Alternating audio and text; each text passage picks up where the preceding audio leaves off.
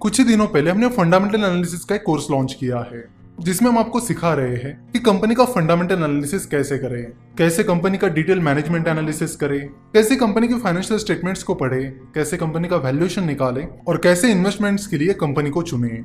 इस कोर्स के जरिए हमारी ये कोशिश है कि आप सभी इंडिपेंडेंट इन्वेस्टर बने, यानी आप किसी के रिकमेंडेशन टिप्स और शेयर टिप्स पर डिपेंड रहने की बजाय खुद ही कंपनी का एनालिसिस करके शेयर्स चुने।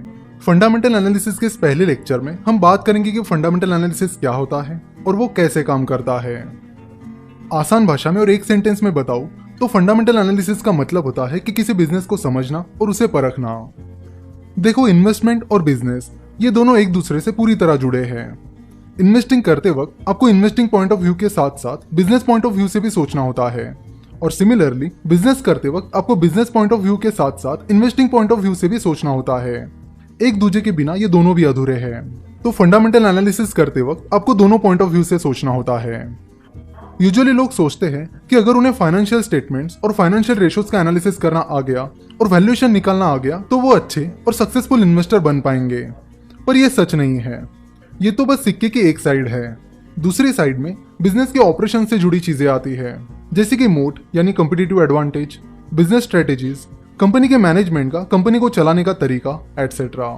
और इन्हें समझने के लिए आपको एक बिजनेसमैन की तरह सोचना होगा। दुनिया के सबसे successful investor mister Warren Buffett कहते हैं कि I am a better investor because I am a businessman and I am a better businessman because I am an investor.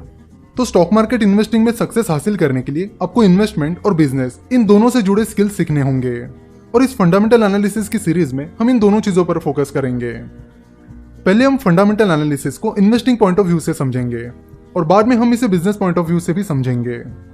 Mister Benjamin Graham, जिन्होंने द इंटेलिजेंट इन्वेस्टर ये book लिखा है और जिन्हें mister Warren Buffett अपना गुरु मानते हैं, उन्होंने 1920s और 1930s में कंपनीज के फंडामेंटल पर रिसर्च करना शुरू किया और फंडामेंटल एनालिसिस की मदद से कंपनीज को परखना शुरू किया।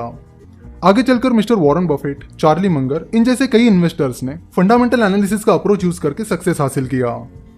फंडामेंटल एनालिसिस में जो भी फैक्टर्स आते हैं उन्हें बेसिकली दो कैटेगरीज में डिवाइड किया गया है, क्वालिटेटिव फैक्टर्स और क्वांटिटेटिव फैक्टर्स, जिन्हें आप क्वालिटेटिव एनालिसिस और क्वांटिटेटिव एनालिसिस भी कह सकते हैं।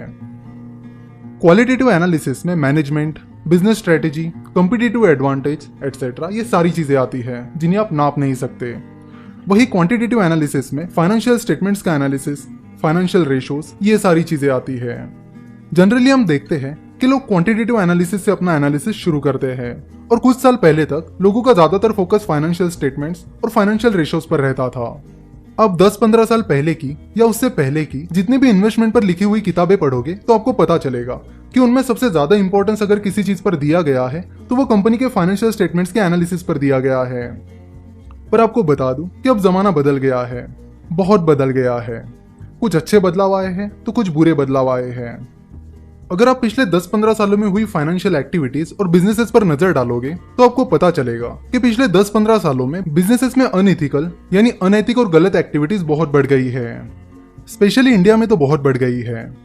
इंडिया के लॉज और सेबी उतने स्ट्रिक्ट नहीं है, इसलिए अगर इंडिया में किसी कंपनी के प्रमोटर्स कोई अनइथिकल एक्टिविटी करते हैं या फ्रॉड करते हैं तो उन्हें कम सजा मिलती है और आम इन्वेस्टर्स को वो स्टॉक गिरने से ज्यादा नुकसान हो जाता है।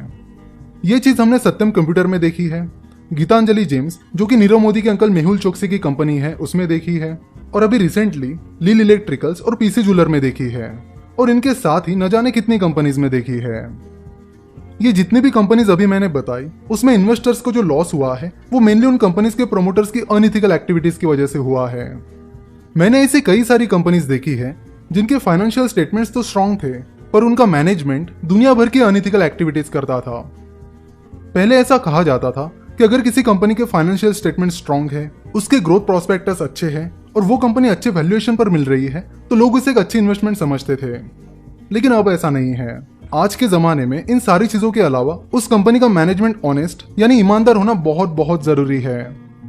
आज के डेट में ऑनेस्ट मैनेजमेंट एक ऐसी चीज बन गया है जिस पर आप बिल्कुल भी कॉम्प्रोमाइज नहीं कर सकते।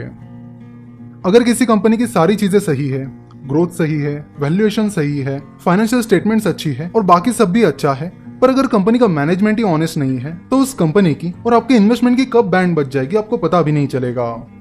और आजकल यही सब हो रहा है और बहुत ज्यादा वॉल्यूम के साथ हो रहा है। इसलिए एक रूल हमेशा याद रखिए कि किसी भी कंपनी का एनालिसिस करते वक्त उसके मैनेजमेंट एनालिसिस को बिल्कुल भी अंडर एस्टिमेट मत कीजिए। Never under estimate the power of management analysis, क्योंकि यहां पर हुई एक गलती आपकी सारी मेहनत पर पानी फेरने के लिए काफी है। सो अगर आप किसी कंपनी का एनालिसिस करने जा रहे हो तो पहले उस कंपनी के मैनेजमेंट का एनालिसिस करो और उसके बाद बाकी सारी चीजों का एनालिसिस करो। इसलिए फंडामेंटल एनालिसिस के सीरीज के दूसरे पार्ट में हम मैनेजमेंट एनालिसिस को डिटेल में और कुछ केस स्टडीज के साथ समझेंगे। आशा करता हूं कि फंडामेंटल एनालिसिस का ये पहला पार्ट आपको पसंद आया होगा।